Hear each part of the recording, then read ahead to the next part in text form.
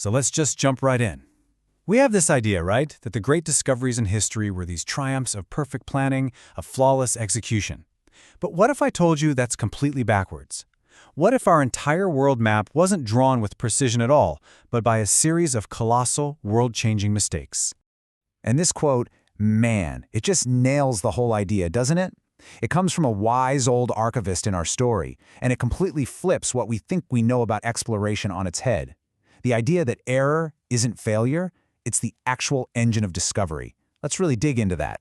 So picture this, it's 1893, and we're in the dusty archives of the Royal Geographical Society in London. On one side, you've got Julian Vance.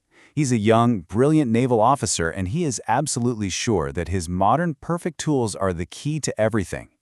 And on the other side, Elias Thorne, the archivist, a guy who's seen it all and knows the messy, inconvenient truth behind all those beautiful maps. And right here, you can see their two worlds just collide. Vance is convinced that technology, his sextant, his chronometers, can basically defeat the unknown by eliminating error. But Thorne, he just scoffs at that. To him, those famous explorers weren't scientists. Oh no, they were just fools and gamblers who got lucky and stumbled their way into history. So this is the core of it. Thorne's argument is that the biggest names in exploration didn't succeed in spite of their mistakes. No, they succeeded because of them.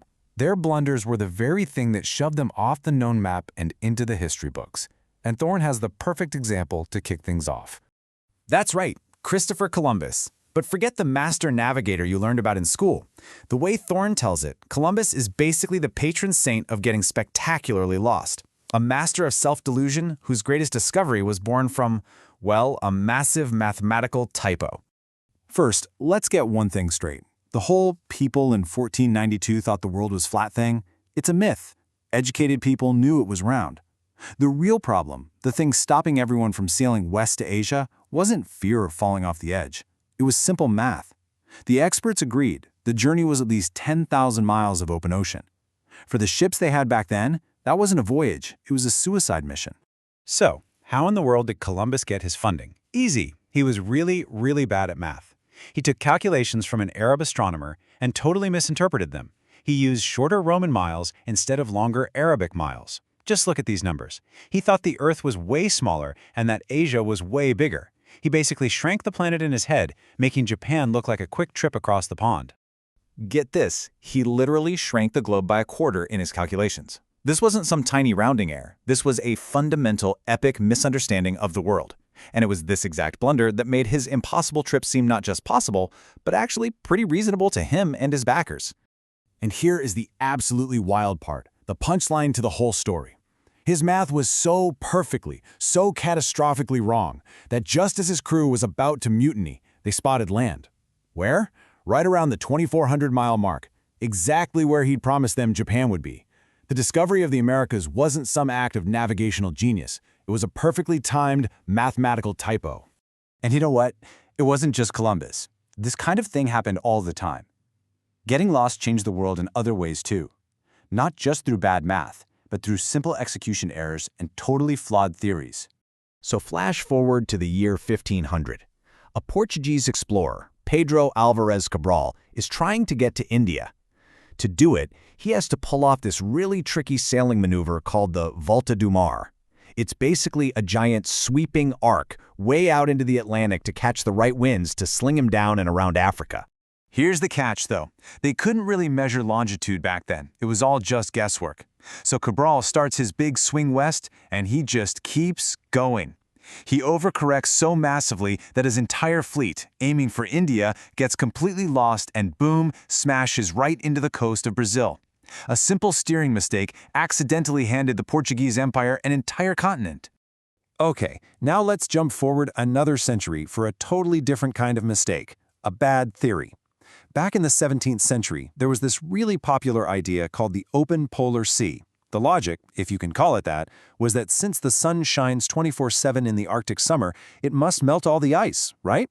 So there had to be this warm, ice-free ocean at the North Pole. This wacky idea completely captivated the explorer Henry Hudson. He was obsessed. He was going to be the guy to sail straight over the North Pole to China. Well, of course, he just slams into a giant impenetrable wall of ice. But In the process of chasing this fantasy, he accidentally stumbles upon Svalbard, which kicked off a huge whaling industry. And later, still looking for a magic shortcut, he finds a river that leads to the founding of a little place called New York City. The delusion is what drove the real discovery. All right, so this brings us to the ultimate test of this whole idea. What about the best of the best, the most precise, most meticulous navigator in history, Captain James Cook? Surely he didn't rely on getting things wrong. Well, turns out, his tools were perfect.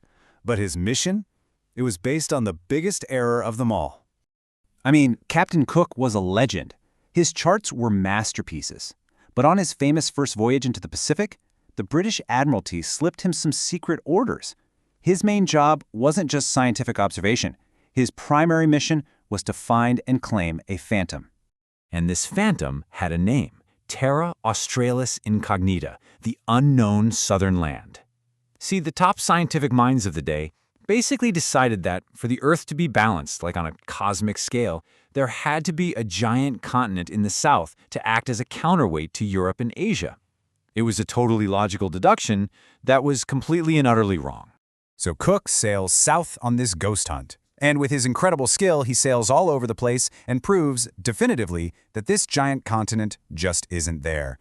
But, and this is the key, because this wild goose chase took him to a part of the world nobody had any other reason to visit, on his way back from this failed mission, he bumps right into New Zealand and the entire eastern coast of Australia. And that right there is the crucial distinction. Cook's precision was his tool, yeah, but it wasn't the reason for the discovery. The catalyst, the thing that got him out there in the first place, was a mission based on a colossal philosophical error, an idea cooked up by guys in armchairs back in London. They sent him to find a fantasy, and he accidentally tripped over a reality. So after all these stories of getting lost and stumbling into greatness, what's the actual lesson? I mean, what does this tell us about discovery, back then and even now? Let's go back to that conversation in the archive. Julian Vance, the young officer, asks the perfect question. It's the one we're all thinking, right? So what are you telling me? To throw out my tools? To just sail blindfolded and hope I get lucky? Is the lesson here just to embrace chaos? And Thorne's answer is just brilliant. He says no, absolutely not. Keep your instruments. In fact, map the known world with relentless, obsessive accuracy. Why? Because it's only when you know exactly where you're supposed to be that you can recognize that profound, wonderful moment when you realize you're someplace else entirely. Precision isn't the enemy of error. It's the partner that lets you know when you've made a discovery. So I guess the final takeaway is this. If you want to find something truly new, you have to be willing to chase a bad idea. You have to be willing to sail right off the edge of your own perfect map. Because perfection only leads you to places that have already been found. True discovery lives in the beautiful, the terrifying, and the incredibly creative act of being wrong. Please like and subscribe.